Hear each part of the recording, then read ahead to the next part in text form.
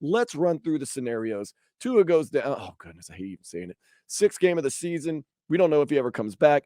What does Mike White lead you to? Does he keep the momentum going and you get in the playoffs, or he's just kind of ho-hum and you kind of fall apart? Mike White, you saw him with the Jets. Mikey Blanco? Yeah, Blanco, yeah. Yeah, we don't call him Mike White. We call him Mikey Blanco. So is he good enough? Do you think Pepper that Pine's finest. with this lineup, I know, with this lineup, him playing back at home and everything like that, he can keep the things afloat, get you into the playoffs? After, like, let's say 6 games. I don't think you want Mike White. So that's not a starting scenario. 3-4 games. That's not good. Okay, so that's not a good scenario. I don't think so. Now, I've been critical. And you have a hard ass schedule. That was something a texture did. Like texture from the, where is it? 954. The Bills are so overrated. People forget we almost beat Buffalo in the playoffs with our third string quarterback. Almost beat them in the middle of the snow. And this year's schedule is going to be one of the hardest schedules that the Dolphins face, because the Dolphins going to face a lot of good teams. And this is just any team in the AFC East. You're going against the NFC East and the AFC West. There was 3 teams that made the playoffs in the NFC East.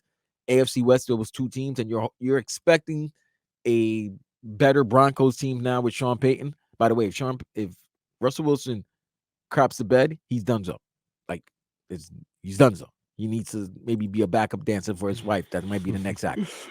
And you don't know what to expect from the Raiders. For a team that was pretty crappy to get 5 national televised games, something's up. But it's going to be a hard-ass schedule for the Dolphins. They need Tua to play 15 of the 17 games. Yep. And unpopular opinion, Skylar Thompson is a good third-string quarterback. I had people last year tell me why he should be the starting quarterback of this team. Who said somebody told you that? Multiple people. They stopped me in the streets and said, I heard you talking bad about Skylar Thompson. First of all, don't stop my cousin in the street, yo. If he's going on his day and he's handling his business, don't stop him. Thank you. He's a good third-string quarterback. He ain't gonna, and then I know the argument, he almost beat Buffalo and this. It's like they were down 17-0, and it was a lot of defense on that made a lot of the plays too. But there's nothing wrong with being a good third-string quarterback. If you got Skylar Thompson, the sky is not the limit. Your limit is very low. But that comes back to Tua. So we're not overly excited about Mike White can lead this team to the playoffs at least.